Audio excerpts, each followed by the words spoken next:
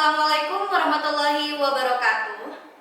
Halo sahabat dakwah, selamat datang di dakwah hari ini, podcast yang menghadirkan inspirasi, wawasan, dan cerita seputar dunia kemahasiswaan. Nah, pada episode kali ini kita akan membahas topik yang sangat relevan bagi mahasiswa, yaitu motivasi akademik dan pentingnya mengelola waktu sebagai bekal untuk pengembangan diri selama masa perkuliahan. Nah, untuk membahas hal tersebut, bersama kita telah hadir Wakil Dekan 3 Bidang Kemahasiswaan Fakultas Dakwah, Dr. Ahmad Winamu MPDI, yang akan berbagi pandangan dan motivasi untuk seluruh mahasiswa. Nah, apa kabar Bapak? Alhamdulillah baik. Nah, sebelum masuk ke pembahasan nih Bapak, boleh Bapak mengenalkan terlebih dahulu sekaligus menyampaikan gambaran singkat mengenai peran Wakil Dekan 3 dalam mendampingi pengembangan mahasiswa Bapak. Baik, bismillahirrahmanirrahim. Assalamualaikum warahmatullahi wabarakatuh. Terima kasih kalau saya sudah memberikan waktu. Izin memperkenalkan diri. Saya Ahmad Winarno. Saya kebetulan diberikan amanah oleh Pak Rektor untuk menjadi Wakil Dekan 3 Bidang Kemahasiswaan. Jangan salah ya, bukan kemahasiswian, tapi kemahasiswaan, alumni dan kerjasama. Jadi ada 3 tugas pokok yang menjadi kewajiban saya. Adalah pertama, membina mahasiswa kayak adik ini yang di depan saya. Kemudian yang kedua adalah kerjasama dan alumni. Jadi kita berfokus pada 3 bidang itu. Nah, terutama hari ini yang sedang jadi fokus kami adalah bagaimana pengembangan bakat dan minat mahasiswa dan juga bagaimana kita memperluas jejaring kerjasama.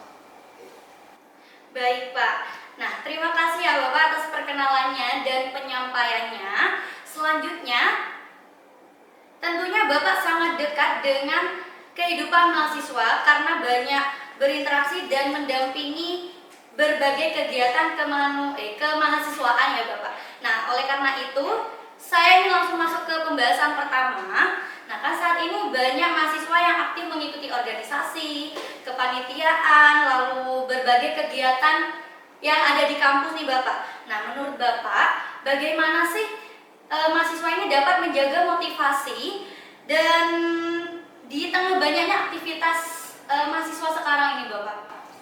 Iya, menurut saya kebetulan alumni sini ya. Saya mulai dari S1, S2 dan S3-nya juga di sini. Ya, artinya saya alumni asli Minhas. Cuma bedanya namanya dulu kan masih STAI. Ya. Dan kebetulan saya selama jadi mahasiswa itu juga aktif di organisasi ya. Baik intra maupun ekstra. Saya kira menjadi kebutuhan bagi mahasiswa untuk ikut organisasi selain juga kemudian di kuliah. Sebab kalau hanya kita mengandalkan di bangku kuliah, waktu kita juga sangat terbatas untuk pengembangan bakat minat, pengembangan kapasitas. Maka kalau saya malah hukumnya sedikit mewajibkan kepada mahasiswa ya, terutama mahasiswa dakwah untuk ikut organisasi baik intra maupun ekstra. Senyampan kemudian teman-teman itu bisa membagi waktunya ya. Jadi ada skala prioritas yang kemudian harus didahulukan oleh mahasiswa. Misal kadang kan berbenturan ya kegiatan-kegiatan yang kemudian secara akademik maupun non akademik. Selama bagi saya itu adik-adik bisa membagi waktu dengan baik, saya kira tidak ada alasan ya. Saya bisa begini, ya alhamdulillah juga dulu ya dibesarkan di organisasi, baik intra maupun di ekstra. Sebab di dunia organisasi itu kan kita diajari berbagai macam hal. Ya salah satunya seperti yang dilakukan hari ini. Oke, ini mata kuliah, tapi lebih dari itu semua kan adik juga bisa mengembangkan bakat dan minat di luar. Sebab kalau di kuliah paling lama itu kan kalau 2 SKS ya paling 1,5 jam. Kalau 4 SKS berapa? Tapi lebih dari itu kan lebih di luar itu menurut saya lebih keren lah ya untuk berproses. Contoh kemarin saya agak kaget ya ketika tiba-tiba ada mata kuliah di Fakultas Dakwah yang pengampunya kayaknya Pak Fir juga ya seperti mata kuliah ini gitu kan. Itu keren. Saya nggak nyangka kalau mau di event musik di mana di kampus sebesar itu ternyata adalah ujian akhir semester. Itu nggak pernah terjadi di Unhas dan itu cukup membanggakan karena yang menggarap adalah adik-adik Fakultas Dakwah, bukan fakultas lain. Nah ini saya kira kan peningkatan kapasitas semacam ini kan didapatkan tidak hanya di bangku kuliah. Belum lagi misalkan tenaga pengajar kita itu kan banyak. Contohnya Pak Fir lah. Pak Fir dengan segudang pengalamannya beliau di di salah satu stasiun televisi ya. Bolehlah saya sebut mereknya di TV gitu kan. Itu kan pengalaman luar biasa berbagi dengan adik-adik. Ya seperti yang kita lakukan, dunia broadcast dan sebagainya. Saya pernah di dunia media sama ya Pak Fir, cuman bedanya saya medianya di media radio dan di online. Nah, hal-hal itu ya kita dapatkan di luar. Maka menurut saya harus adik-adik juga kemudian ikut organisasi itu, membagi waktunya dan peningkatan kapasitas sekaligus peningkatan bakat dan minat. Saya kira itu ya saran untuk kemudian adik-adik, terutama di Fakultas Dakwah. Oh, menarik sekali ya Bapak. Berarti motivasi akademik ini memang harus tetap dijaga ya Bapak, meskipun mahasiswa itu memiliki banyak aktivitas di luar kelas. Nah, berbicara mengenai aktivitas tersebut, seringkali tuh mahasiswa menganggap akademik sama organisasi ini sebagai dua hal yang saling bertentangan. Nah, menurut pandangan Bapak, bagaimana pandangan Bapak mengenai keseimbangan antara keduanya Bapak? Iya. Sering ya kita itu dibenturkan dengan misalkan bahwa kalau kuliah kemudian ikut organisasi pasti molor kuliahnya. Sering ada pandangan begitu. Bahkan kemudian keteteran kuliahnya sampai kemudian harusnya lulus tepat waktu akhirnya molor misalkan. Saya kira itu mindset yang salah ya. Saya juga dulu ikut organisasi dan alhamdulillah kuliahnya normal, kemudian selesainya juga 4 tahun atau 8 semester. Nah ini kan membuktikan bahwa sesungguhnya itu tergantung komitmen kita. Sekali lagi komitmen kita, komitmen adik-adik untuk bagaimana membagi waktu.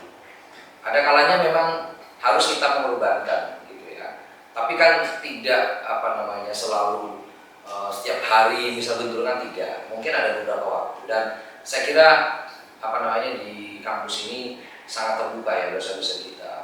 Ya namanya sama manusia pasti nyapa adik-adik izin, pamit, kemudian silaturahim. Saya kira bisa lah, misalkan pas benturan ada kegiatan di organisasi, ya kemudian ada pas kuliah, ya silakan menurut Anda apa yang hari ini menjadi prioritas. Bisa ternyata di organisasi ini juga mendukung kegiatan akademik saya, maka kemudian kenapa tidak kita mencoba berkomunikasi dengan dosen, mata kuliah ditempuh oleh adik-adik, sampaikan dengan baik-baik. Insya Allah saya kira kemudian sangat mendukung dengan kemudian kegiatan organisasi. Jadi saya kira tidak perlu dipertentangkan ya antara organisasi dengan kegiatan akademik adik-adik di kampus.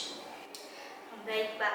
Jadi sebenarnya akademik dan organisasi ini bukan dua hal yang harus dipilih salah satu ya Bapak. Betul. Tapi bisa saling mendukung.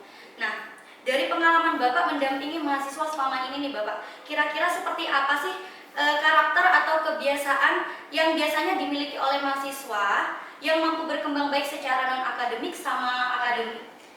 Kalau saya melihat selama kurang lebih saya di berapa tahun ya, saya mulai ngajar di kampus ini 2014. Mahasiswa yang biasanya akan kemudian survive dari luar itu adalah dia punya komitmen waktu, dia punya komitmen diri untuk meningkatkan kapasitas. Sekali lagi kapasitas itu tidak hanya di ruang kelas mata kuliah, tapi juga bisa didapatkan adik-adik di luar kelas.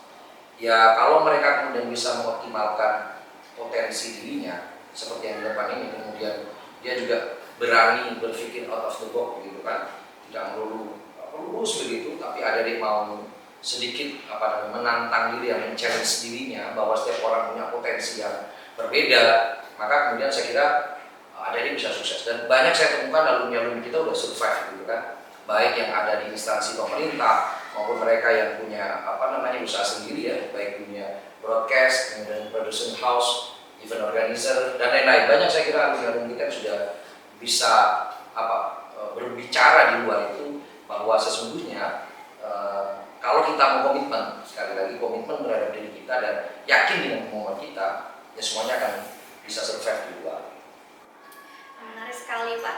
Jadi ada beberapa kebiasaan positif yang memang harus dibangun di awal perkuliahan ya Bapak. Betul. Nah, kan namun di sisi lain nih Bapak, gak sedikit mahasiswa yang kehilangan semangat belajar karena merasa lelah atau terbebani tugas. Nah, Apa sih yang bisa dilakukan mahasiswa untuk menjaga konsistensi dan semangat dalam belajar?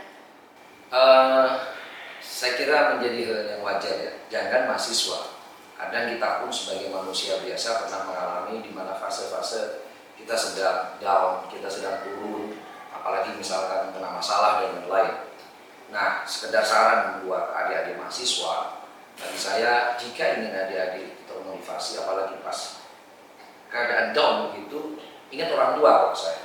Ingat orang tua di rumah, bagaimana susahnya orang tua di rumah, bagaimana orang tua itu banting tulang siang malam ya cari nafkah untuk kalian. Ingat kalau kalian pas sedang down mentalnya, sedang susah-susahnya, saya kira kalau ingat orang tua, ingat wajah orang tua, terutama ibu ya, karena ibu adalah jimat kita, ayah kemudian berikutnya, saya kira itu akan bisa memotivasi ulang. Selain itu, yang menurut saya tugas itu kan tergantung bagaimana perspektif kita gitu yang memaknai. Kalau perspektif kita adalah tugas itu adalah beban, maaf itu akan jadi beban. Tapi kalau tugas itu adalah bagaimana untuk peningkatan kapasitas kita, oh berpikir positif. Pak Fim misalkan memberikan tugas apa dan lain-lain misalnya. Kalau menurut Anda itu berat, ya akan jadi berat. Tapi kalau Anda berpikirnya bahwa itu adalah untuk peningkatan kapasitas dan pengembangan bakat minat kita, maka berpikirnya akan positif. Akan mudah kita kemudian melangkah begitu kira-kira.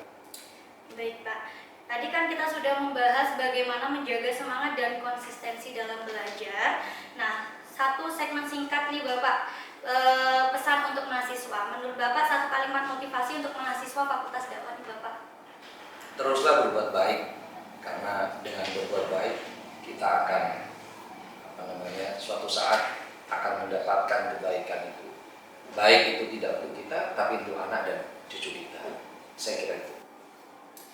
Baik, mungkin satu kesalahan yang sering dilakukan mahasiswa terkait akademik mungkin Bapak. Kalau kesalahan saya kira nggak ada ya. Saya kira tidak ada kesalahan, tapi hanya kekurangan saja. Bahasanya bukan kesalahan tapi kekurangan. Kekurangannya apa? Ya bisa jadi malas gitu kan. Sering kita kemudian pada fase malas. Ya memang challenge-nya begitu ya anak-anak sekarang. Apa-apa kan sudah siap, apa-apa sudah ada, sehingga kemudian mau melakukan sesuatu itu sudah dimudahkan gitu kan. Nggak usah jauh-jauh misalkan yang ada di studio ini misalkan hari ini. Kalau kemudian dulu ya ketika zaman saya mau cari informasi itu kan harus baca koran dan lain-lain. Kalau sekarang kan udah scroll medsos dan lain-lain. Berikutnya, contoh misalkan mencari tugas. Kalau zaman saya Pak Fir dulu ketika kuliah, kalau mau garap tugas, makalah dan lain-lain jurnal apa itu harus datang ke perpustakaan, masih baca buku, rebutan dengan teman masih nulis. Tapi kalau sekarang ya cukup menggunakan kecerdasan buatan, akhirnya apa yang terjadi? Dibuat terbuai, akhirnya apa? Ya santai gitu kan. Bahkan kalau mengerjakan tugas, kalau bukan deadline-nya, pasti akan, ya sudahlah, masih kurang seminggu, masih kurang 3 hari, masih kurang 2 hari. Besok-besoknya, sudah besok presentasi gitu kan. Nah, saya kira itu bagian dari bukan kesalahan tapi kekurangan. Saya kira dengan hal semacam itu kita bisa merefleksikan, ayo teknologi dengan secanggih ini, secepat ini perkembangannya, kita bijak menggunakan dan bagaimana kemudian teknologi itu bisa bersahabat dengan kita, bisa kita gunakan untuk hal yang baik. Saya kira demikian Bapak. Nah, alhamdulillah kita sudah sampai di penghujung podcast dakwah hari ini. Terima kasih kepada Bapak Wakil Dekan 3 Bidang Kemahasiswaan Fakultas Dakwah atas ilmu dan motivasi yang telah dibagikan pada episode kali ini. Semoga obrolan hari ini dapat menjadi pengingat bahwa prestasi akademik, keaktifan organisasi, dan pengembangan diri dapat berjalan beriringan ketika dikelola dengan baik. Baik, saya Bening Dwi Ambar pamit undur diri. Sampai jumpa di episode berikutnya di dakwah hari ini.